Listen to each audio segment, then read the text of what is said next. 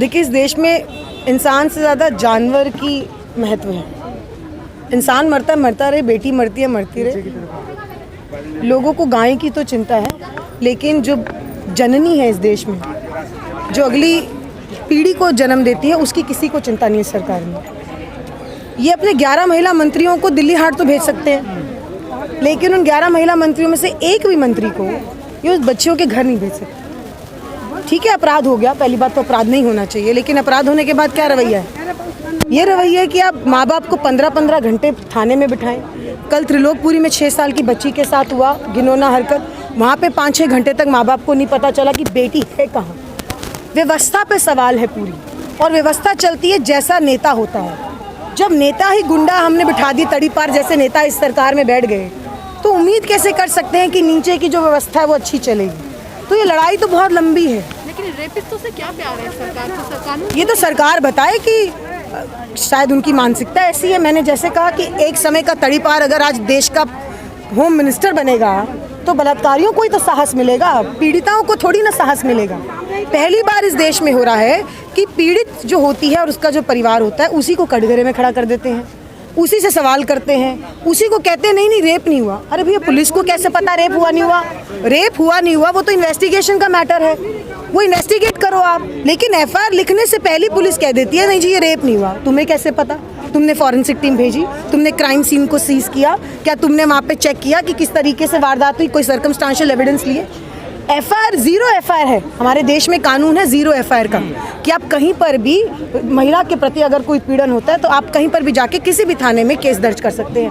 यहाँ केस ही नहीं दर्ज करने देते। दिल्ली के अंदर हालात ही बदल चुके हैं। 40% पिछले 6 महीने में 40% महिलाओं का उत्पीड़न बढ़ा है पिछले 6 महीने में दिल्ली में। दिल्ली के मुख्यमंत्री चुप है। दिल्ली के मुख्यमंत्री से पूछो तो ना, वो दिल्ली कैंट जाने में 4 दिन लगा दिए, अब त्रिलोकपुरी जाने में उनको 40 दिन लग जाएंगे। दिल्ली के मुख्यमंत्री कहते हैं कि दिल्ली पुलिस मेरे पास नहीं आ रहे। भैया, मानवता तो तुम्हारे पास है, इंसानियत तो है। मैडम, न्याय भी जाति देख के मिलता है इस देश में जाति के ऊपर ही न्याय और अन्याय की परिभाषा तय की जा रही। अगर आप बेटी हो तो पापी हो, अगर आप दलित बेटी हो तो आप महापापी हो। आप दलित के घर पैदा ही क्यों होगे? आपको तो इंसाफ इस देश में मिलेगा ही नहीं। आप मुस्लिम के घर पैदा क्यों होगे? आपको इंसाफ नहीं मिलेगा। मैं भी हिंदू हूँ, मैं भी पूजा पाठ करती हूँ, लेकिन कभी भी बेटियों को धर्म और जाति के नाम पर क्यों बांटना? ये उनके ऊपर जो अत्याचार हो रहा है वो इन सबसे, इस डिवाइड से ऊपर है। इस सोशल डिवाइड को कम से कम क्राइम के अंदर मत घुसेड़िए। इन राजनीतिक पार्टियों से जो सत्ता में बैठी है उनसे हाथ जोड़ के विनती है, ये लड़ाई बहुत लंबी है। सड़क पर चलने नहीं देते हैं, संसद में बोलने नहीं देते हैं, सोशल मीडिया पे लिखने नहीं देते हैं। हम कहाँ जाएं?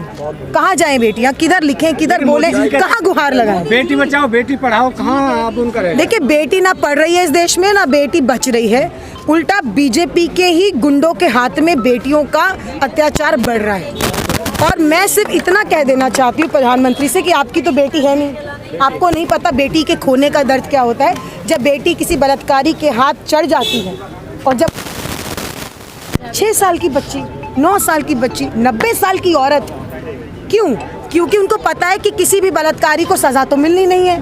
निर्भया को भी 7 साल लग गए, फास्ट ट्रैक था तब 7 साल लग गए।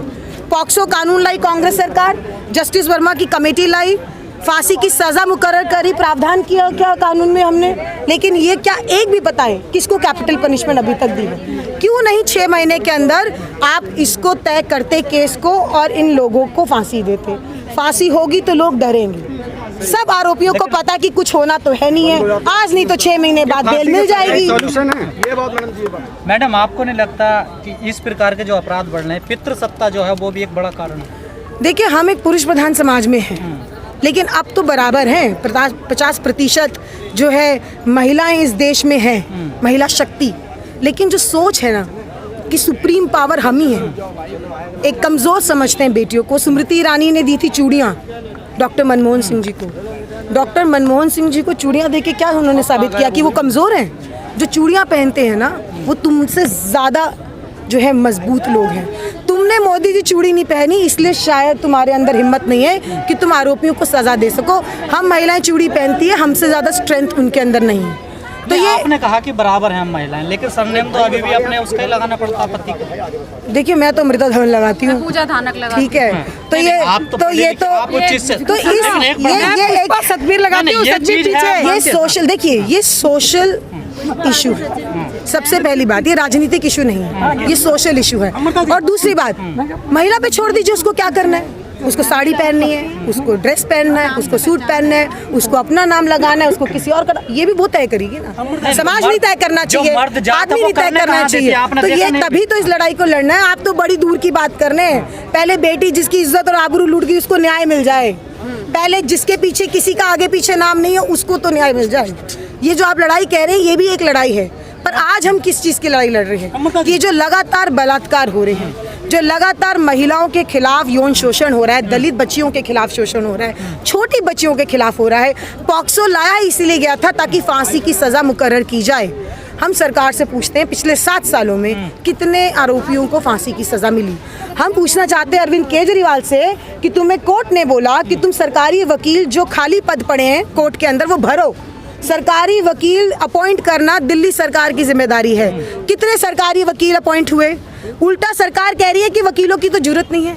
अरे भैया, जब सरकारी वकील पर्याप्त नहीं होंगे तो केस कौन लड़ेगा? केस खत्म कैसे होंगे? फास्ट ट्रैक कोर्ट नहीं बनाया अरविंद केजरीवाल, हमेशा आके रोते रहते हैं, टीवी पर आ जाते हैं, मुझसे ये माफ़ कर दो, मुझे ये माफ़ कर दो। अरे ऑक्सीजन क्राइसिस से दिल्ली मर गई और कहते हैं कि ऑक्सीजन की कमी से कोई नहीं मरा। इतना झूठ जो बोलते हैं, उनके सच और झूठ में अब कोई अंतर रह नहीं गया। कास्ट एट्रोसिटी को लेकर आपका प्रोटेस्ट था राजस्थान जी, छत्तीसगढ़, मतलब देश के तमाम राज्यों में, लेकिन मध्य प्रदेश, यूपी और राजस्थान में सबसे ज़्यादा खास एट्रोसिटी आपकी सरकार है राजस्थान में, वहाँ भी इसी तरह के हालात हैं। देखिए मैं क्या लगता है SC/ST एक्ट को और बिल्कुल, देखिए पहली बात करने की जरूरत है। देखिए SC/ST एक्ट मैं इसको, ये बहुत अच्छा सवाल है। सबसे पहली बात कि सत्ता में जो बैठते हैं उनकी नीयत से तय होता है कि कोई भी संस्थान कैसे चलेगा। जो हमारा नेशनल कमीशन ऑफ SC/ST है वो आज पूरी तरह से एक दिखावटी कमीशन बनकर रह गया है। हमने मांग की कि राष्ट्रीय स्तर के तर्ज पे दिल्ली में भी आयोग खोला जाए, क्योंकि दिल्ली में दलितों का कोई आयोग नहीं है। तो बच्चियों को और माँ बाप को बहुत मुश्किल होती है एक FIR तक दर्ज कराने के लिए। तो इसको मजबूत करना पड़ेगा, लेकिन उसके लिए सरकार की नीयत होनी चाहिए। सरकार की ही तो नीयत नहीं है, तभी तो इस देश के शोषित और वंचित वर्ग के ऊपर बार बार प्रहार हो रहा है। क्यों हो रहा है?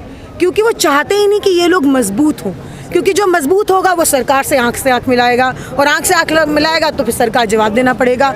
आप किसी भी प्रदेश की बात करिए, कहीं भी महिला दलित उत्पीड़न गलत है, लेकिन मैं सरकार के रवैयों की बात कर रही हूँ। क्या कोई भी कांग्रेस प्रदेश का मुख्यमंत्री जाके कहता है कि ये तुम्हारी ही गलती है किसी बेटी के घर में जिसके साथ बलात्कार हुआ है? लेकिन इनके राज्यों के मुख्यमंत्री और इनके राज्यों की पुलिस क्या कहती है कि बेटी ने कोई गलती की होगी, बेटी के माँ बाप की ही गलती है, इसलिए बलात्कार हो गया। FIR तक लिखने नहीं दी जाती। आप बताइए किस प्रदेश में ऐसा है जो कांग्रेस शासित है जहाँ पे FIR नहीं लिखी गई, या FIR तक नहीं लिखी जा रही? जो दिल्ली की राजनीति, जो देश की राजधानी है दिल्ली, अगर उसमें FIR के लिए भी 20-20 घंटे बैठना पड़ेगा जबकि 0 FIR का प्रावधान है, तो ये और बाकी प्रदेशों में अंतर दिखेगा, क्योंकि नेताओं और उनकी सोच में अंतर। अमृता जी, उत्तर प्रदेश में अनिल चौधरी की हत्या कर दी जाती है। वो तो अधिकारी भी था, लेकिन वो पुरुष था, उसने स्वर्ण युवती से शादी करी थी, तो पुरुष भी कहाँ? देखिए मैंने कहा कि पड़ता है योगी जी के जो ये सोशल डिस्क्रिमिनेशन है जाति के नाम पर, ये सभी को आग में ले जाएगा। अगर ये सरकार सुनेगी नहीं तो व्यक्ति का दुश्मन बन जाएगा। ये चाहते हैं लोगों के मन में जहर घुल जाए, हिंदू मुस्लिम जाति के नाम पर लोग एक दूसरे को बांट दें और काट दें। हमें इसी से तो इस देश को बचाना है। इस देश में आज़ादी इसलिए नहीं ली थी कि इसमें से एक और देश कोई बना देगा आकर। इनको रोकना होगा और संविधान को बचाना होगा।